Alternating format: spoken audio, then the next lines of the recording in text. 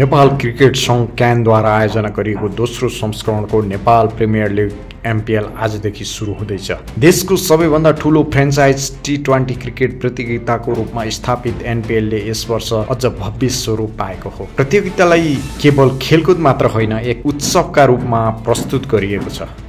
प्रतियोगितामा 8 वटा फ्रेन्चाइज टोली सहभागी छन्। यी टोलीहरू मध्ये Kathmandu Gujarat, Chitwan Rhinos, Pokhara Avengers, Biratnagar Kings, Janakpur hotels, Lumbini Lions, Karnali Yaks र सुदूरपश्चिम रोयल्स रहेका छन्। यी टोलीहरूले आगामी 1 महिनासम्म उपाधि र सम्मानका लागि प्रतिस्पर्धा गर्नेछन्। एनपीएल 2025 17 नोभेम्बरदेखि सुरु भई 13 डिसेम्बरसम्म सञ्चालन हुनेछ, जसमा 32 खेल अन्तर्गत लिग चरणदेखि प्लेअफसम्मका रोमाञ्चक भिडन्त हुनेछन्।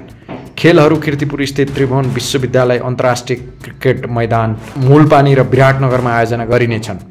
यस संस्करणमा कीर्तिपुर मैदानमा पहिलोपटक लाइटको व्यवस्था गरिएको छ, जसले रात्रिकालीन खेल सम्भव बनाएको छ। यस संस्करणको एनपीएल अत्यन्तै आकर्षक पुरस्कार राशिसहित आएको छ।